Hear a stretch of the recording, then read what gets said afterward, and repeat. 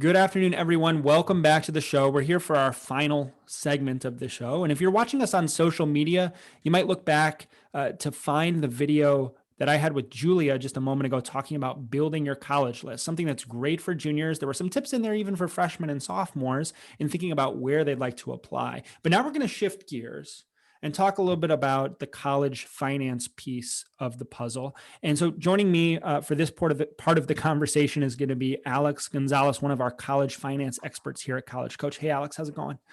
Great, great. Thanks for having me. Yeah, glad to have you here. And so we're really moving ourselves ahead to think about seniors who right now are either beginning to hear back from colleges or they will be hearing back from colleges within the next couple of weeks to a month. And this is a time where I think on our side of the ball as college admissions advisors, we typically get binary information. I got in or I didn't get in. Yeah. Right. And so student gets admitted, that's an opportunity to celebrate. But there's obviously some huge details that are attached to that decision, typically surrounding college finance. And so we want to talk about comparing those award offers. What are some things that students can start with just when the offers start coming in? How do they get situated? How do they get organized? How do they put themselves in a position to be able to assess what those differences look like? Yeah, that's a great question. And I'm on your side. Take the time to celebrate Yeah. all that hard work that you did in the summer leading up, the fall, and you're starting to hear back. So take that time. And now, really, when you're comparing awards, is now you're getting down to kind of a little bit more of a formula, saying, okay, Okay. what is what are my goals? What are my affordability goals? It's great that I got in, but now how do we compare based on kind of the different types of awards that are coming through? Just to kind of recap, colleges are going to offer need-based grants, scholarships based on merit, work study, student loans. All of these things are going to be a part of that award letter. Now it kind of goes into an equation of what is the cost of attendance? So what does that budget look like? Yeah. What is the aid that they gave me? What types of aid were they? And then what is my out-of-pocket cost? So and in some cases, it might not be your expected family contribution or what you had thought that the university would have brought to the table. And that is because some schools have a policy of meeting full demonstrated need. Some schools have a policy not necessarily to meet full demonstrated need and have a little bit of flexibility there. Is that what you're sort of speaking to with respect to a misalignment of my expected EFC and how they make that award? Yeah, so now this is where the university's philosophies of how they award come into play. You might have, so it could be, does my school, these are the questions that you need to ask. Does my school meet 100% of a family's need? Those might be, so just to kind of, those might be selective private schools. Yeah. Where everyone deserves a merit scholarship, so they rely on a formula that way. Right.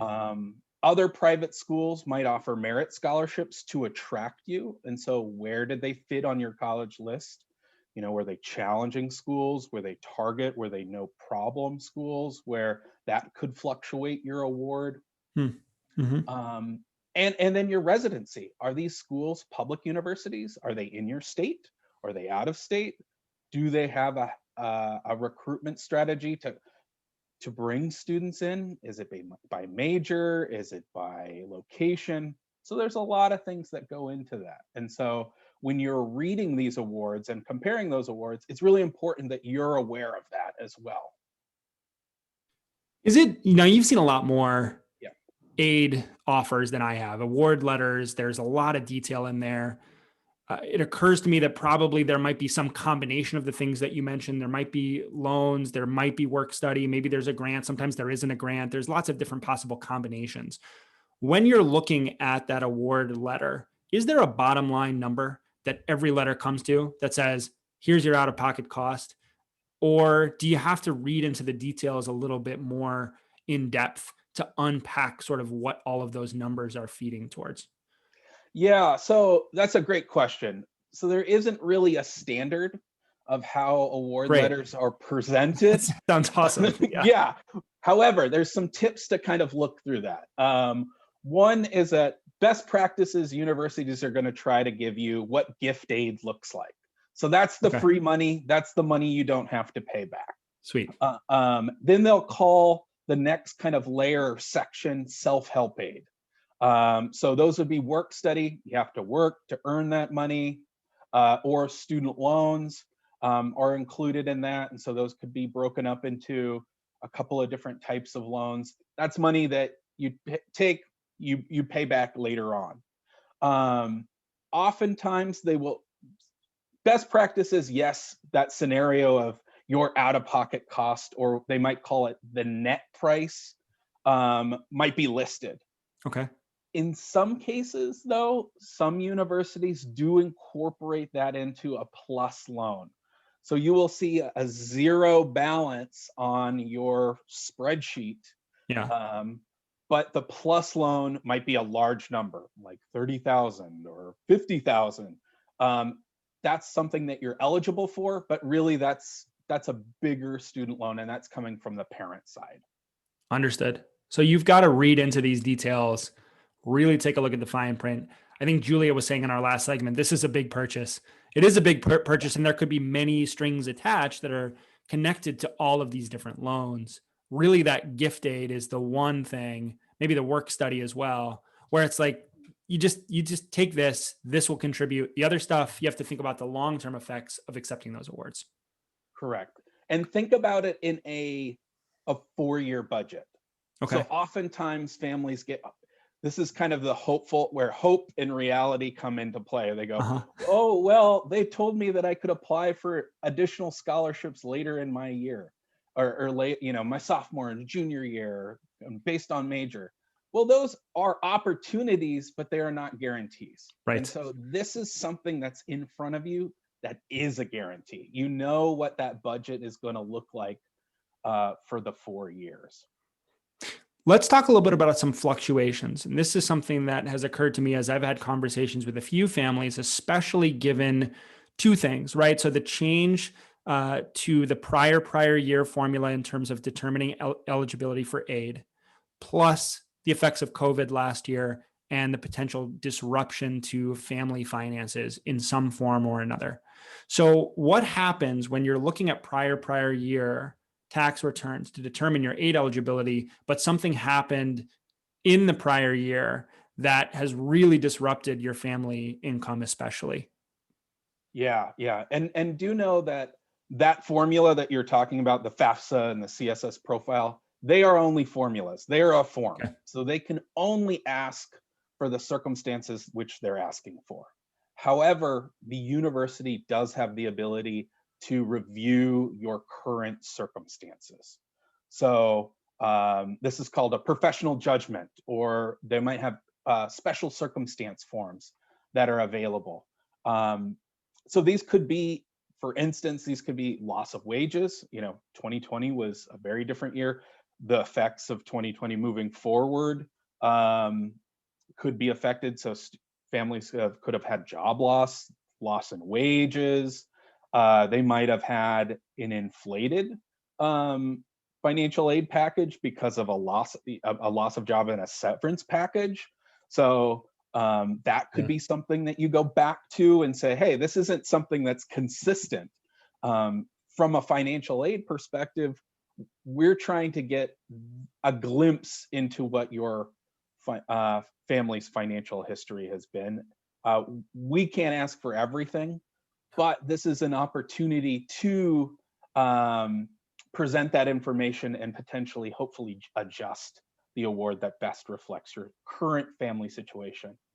Some other things that are just kind of, those are loss of jobs, loss of wages. Those are definitely things that on any given year have been more common, just as economies and jobs have kind of ebbed and flowed. Yeah. But changing in household size, I've noticed, where an elderly parent has moved in, Huh. or extended family has moved in and merged. Medical expenses as well that might not be covered through insurance. So all those other special circumstances could fluctuate. Um, and even if it was a part-time job in those losses, or somebody moved to a contract work, I've seen a lot of that, where their employment with an employer has changed. They've gone into contract work or started their own business. And so even consider those kind of adjustments as part of those special circumstances. No, that's really helpful advice. One of the things that I've noticed just working with all of my great colleagues over on the college finance side of College Coach is, as finance professionals, you are invested and interested in helping people to afford higher education. Your goal is not to hoard money for the institution. You're not sort of planting a flag and saying, no, you can't ask us for more. It seems to me that for the most part, and certainly 100% of the college finance professionals at College Coach are focused on trying to help families to get the education that they hope that their child can have. And so pick up the phone, send an email, have these conversations, right? Yeah. Nobody's going to look at you, negatively because you've asked. Now, with respect to asking, and we've had some different conversations about negotiation previously. We had talked a little bit about asking for more in terms of merit scholarships. What does that look like? I mean, you were saying this is the gift aid. That's great. You can sort of put that in your pocket. What about asking for more in that space, especially where they've put a package together that brings in some other kinds of aid? You might say, well, can I expand the role of this particular portion? Yeah. So yeah, merit aid. Merit aid isn't going to be tied to economic changes in your family's situation. Definitely, if that's something, work with the financial aid office. The merit aid is typically going to be coordinated through the admissions office. Okay. So through your admissions counselor. So I'm sure like you had a region that you were responsible for. When I worked in admissions and scholarships, I had a region, and Yeah. that is your point person. That is your advocate in the office. Right. They've read your reviews. They're going to sit in the June meeting after everyone's been accepted, and you have your class, and they're going to get a report. Hey, these number of students are coming from my region, and you Yeah. feel good, and you pat Very yourself on the- exciting. No, Very that's exciting. awesome. Yeah. Yeah. Right? So they are your advocate. They're your best friends. So at this point, it is okay to ask for additional, or different ways to ask for additional merit money. Right now, we're kind of in February, early March. College admissions counselors know that you haven't received all of your awards, right? In the last segment, we talked about February, March is kind of when all the colleges kind of give out their start packaging and awarding their merit scholarships. Yeah. Right. So right now, I typically have my students that I work with and families say, reach out for additional merit scholarships. Are they hidden in? Are they in the departments? Are there second round scholarships for accepted students? We're seeing a lot more colleges kind of having. I'm thinking of a local college that in my area that always has like a couple of different like competitions. So you go in and you take kind of like a placement test in a particular area, or they have special open scholarships for students to apply for, and it's that those are those opportunities available. And your counselor would be the person to ask. And I think typically, am I right in assuming that this will help incrementally? It might bring some more award dollars your way, but you're not gonna see a significant increase in terms of merit scholarships from 2,000 to 20,000, let's say. Correct. Kind of set your expectations at 1,000 to maybe 5,000 is your kind of goal. Okay. So, there isn't secret pools of money where we're doing, you asked, here's $10,000. That admission officers are swimming in like Donald Duck, Yeah, just pools waiting. of money. Yeah, is it no. Donald Duck? I don't know who the rich one is. Yeah. Anyway, we'll leave it with that big question for our listeners, Alex. I want to thank you for coming on and talking us through some of these questions around how to unpack that award. Awesome. And folks, if you're interested in seeing the difference between West Portland and East Portland, you can just go and find the video here. Alex looks great. I look like I just came out of the woods. So there it is. Folks, we want to thank you so much for joining us for the conversation for today. 3 really awesome segments.